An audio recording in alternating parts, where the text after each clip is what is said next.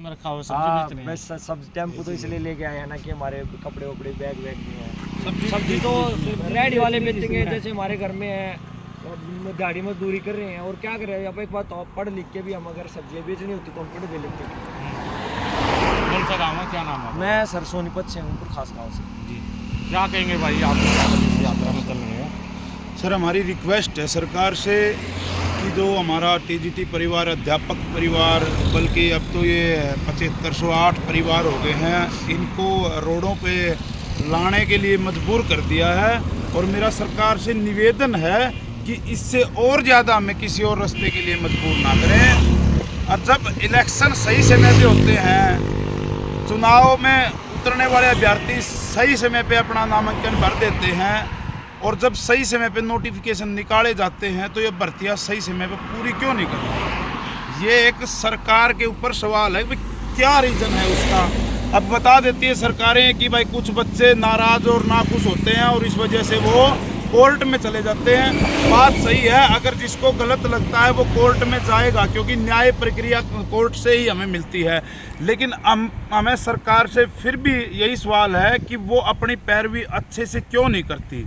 और उससे भी बड़ा ये सवाल मेरा विपक्ष से भी है कि भाई जब सरकार अपनी पैरवी नहीं कर रही, लेकिन आप वकीलों की लाइन कोर्ट में लगा देते हैं कि भाई भर्ती को रोकना है, रोकना है, रोकना, और सरकार यही चाहती है कि भाई भर्ती रुकी रहे। मतलब जो हमारा ये हालात हो रखे हैं ना, इसमें अकेली सरकार जिम्मेदार नहीं है, दोनों जिम्मेदार हैं। अगर सरकार 100% जिम्मेदार है तो विपक्ष भी 101% जिम्मेदार है, और विपक्ष अगर 100% जिम्मेदार है तो सरकार 101% जिम्मेदार है। क्योंकि ये राजनीति है और ये राजनीति खेल रहे हैं, ये नहीं समझ रहे, हमारे परिवारों को नहीं समझ रहे। चाहे वो कोई सी भी पार्टी ले लो, हरियाणा में 5-6 पार्टियाँ हैं, अगर सरकारें बदल जाएंगी तब भी यही हाल होने वाला है। ये नहीं समझ रहे भाई, ये बेरोजगार पढ़े लिखे युवा भाई ये रोडों पे आगे हैं, अपनी नौकरियों के लिए, अपनी भर्ती के लिए, अपनी रोजगार के लिए अलग अलग तरह से मांग उठा रहे हैं, लेकिन ये फिर भी हमारी सुनवाई ना करें। अगर भगवान ना चाहे, अगर ये सरकारें, चाहे वो कोई सी भी रही हो, चाहे पहले रही हो, चाहे आगे बदले हो, चाहे आज हो, अगर ये युवा गलत रास्ता पे भटक गया, भाई ये गलत और अन्य मजबूरियों को उठाने लग गया, तो फिर इस प्रदेश का क्या हाल होगा कि यूथ के कंधे पे ही इस प्रदेश को टिका। हमारे बुजुर्ग माँ बापों को हमसे कोई उम्मीद है, हमारे छोटे भाई बहनों को हमसे उम्मीद है कि भाई हमारे बड़े भाई हमारे लिए कुछ करेंगे, बड़े बूढ़ों को ये उम्मीद है कि भाई हमारे छोटे हमारी सेवा करेंगे। अगर ये यूथ ही भूखमरी में ऐसे रोडों पर उतरेगा, अगर यही गलत दिशा पकड़ गया नहीं तो ये प्रदेश कहाँ जाएगा? प्रदेश को मिट्टी बनते हुए समय नहीं लगेगा। तो मेरी सरकार से निवेदन है, अपील है कि भाई हम जो सड़क पर उतर रहे हैं 7508 परिवार, उनको सड़कों से उठाओ और स्कूलों में बैठाओ। हम अध्यापक बनने वाले हैं, कोई गुंडे डाकू चोर लुटेरे नहीं हैं, अध्यापक हैं। हमें भविष्य तय करना, बच्चों का, देश का फ्यूचर सारा तय करना। तो मेरी सरकार से निवेदन है कि भाई हमें उलझाए ना। अब तो एक कोर्ट की हियरिंग थी जो कल हुई है, फाइनल हियरिंग थी, और उसमें माननीय कोर्ट ने फैसला रिजर्व रख लिया है। तो मेरी सरकार से ये अपील है कि भाई रिजर्व फैसला जैसे ही आ जाए, चाहे वो बच्चों के हक में आए, चाहे वो सरकार के हक में आए, उसके बाद तत्काल प्रभाव से 10-15 दिन लेकर हमारे रिजल्ट और ज्वाइनिंग निकाली जाए। अगर ये आते हैं, सोशो इकोनॉमिक्स नंबर अगर रद्द हो जाते हैं तो हमारी भर्ती पे कोई अड़चन नहीं होगा। तो मेरा सरकार से निवेदन है कि भाई वो सिर्फ मैथ 5-7 दिन में हमारा रिजल्ट और ज्वाइनिंग दे दे। और अगर 5 नंबर सोशो इकोनॉमिक्स के सरकार के पक्ष में जाते हैं और ये दिए जाते हैं, तो मेरी सरकार से ये अपील रहेगी कि हमारा प्राइवेट एक्सपीरियंस का जो केस है उस पर अर्ली हियरिंग लगाकर जल्दी से जल्दी सुनवाई करके वो 10-15 नहीं तो 20-25 दिन में हमारा रिजल्ट निकाले। मेरा सरकार से हाथ जोड़ के निवेदन यही है। पंचकूला पहुंच रही है, पंचकूला पहुंचने के बाद क्या कदम रहेगा? क्या पंचकूला पहुंचने के बाद सरकार से 3-4 दिन के लिए अपील की जाएगी कि भाई हमारा रिजल्ट और वो निकालो। अगर सरकार का सहयोग और रवैया ठीक रहा तो हम सरकार के साथ रहेंगे और अपनी नौकरियां लेके देश का भविष्य आगे बढ़ाएंगे। और अगर ज्वाइनिंग देने में और उसमें देरी करेंगे तो शायद 7508 टीजीटी परिवार फिर वो वहाँ बैठ के फैसला करेगा कि वो अगला कदम क्या उठाए। कब तक पहुँचने की उम्मीद है? अभी हमारी संभावना है कि हम 4 से 5 दिन में पंचकूला पहुँच जाएंगे। कोसली से यहाँ तक पहुँचने में हमें मतलब कल हियरिंग के लिए रुके थे तो हमें 6 दिन लगे हैं। तो यहाँ से आगे लगभग इतना ही रास्ता है, तो 4-5 दिन और हम थोड़ा अपना मुहिम तेज कर देंगे, 4-5 दिन और लगेंगे। भाई कैसी परेशानी आ रही है?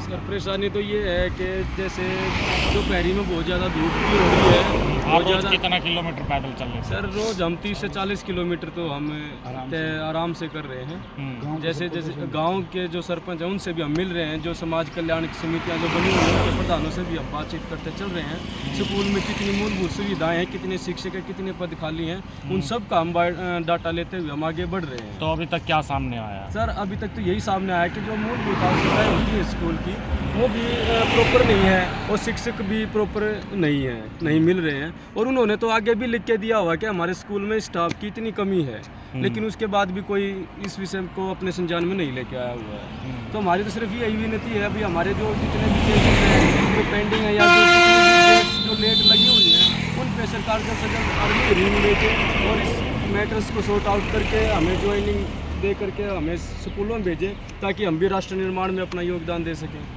क्या नाम है आप, कौन से गांव सर से? मैं सुशील, सोनीपत डिस्ट्रिक्ट से। क्या नाम है?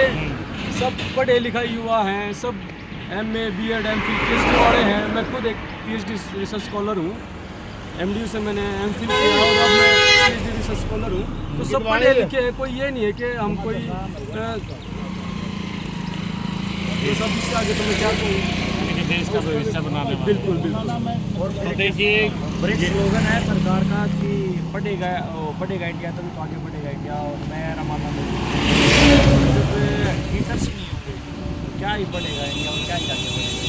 तो सर ये जो विश्व गुरु बनने की जो बोलते रहते हैं कि हम विश्व गुरु बनने वाले हैं, विश्व गुरु बनने वाले हैं, तो मुझे नहीं लगता कि जब तक स्कूलों में शिक्षक मतलब आप उपलब्ध नहीं करवाएगी सरकार, हम कैसे मतलब विश्व गुरु बन जाएंगे। जब हम अपने बच्चों को ही शिक्षक नहीं दे पा रहे हैं, उन्हीं को हम गुरु नहीं दे पा रहे हैं, तो हम विश्व का नेतृत्व कैसे कर पाएंगे। चुनाव भी अभी सर पर है, क्या वोट की चोट से भी जवाब दिया जा सकता है? जी देखिए, युवा बहुत परेशान है। आज के समय में हरियाणा जो है बेरोजगारी में चरम सीमा पे पहुंच चुका है।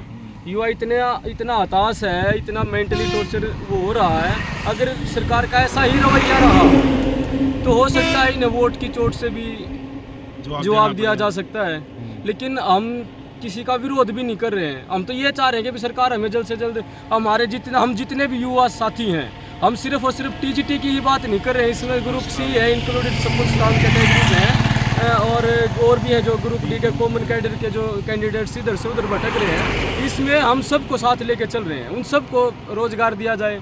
तो जब सबको रोजगार दिया जाएगा तब ऑटोमेटिकली सारा जो अनएम्प्लॉयमेंट कैंडिडेट है वो अपने आप सरकार के साथ आएगा। जी क्या नाम है भाई, आप मेरे साथ चल रहे हो? क्या नाम तो जी हमारा है बेरोजगार। बेरोजगार? हाँ जी। और मैं हूँ पूरे प्रदेश से हरियाणा प्रदेश मेरा घर है। और मैं गरीब किसान मजदूर का बेटा हूँ। लाचार हैं हम। इस प्रदेश सरकार से बहुत ज़्यादा परेशान हैं।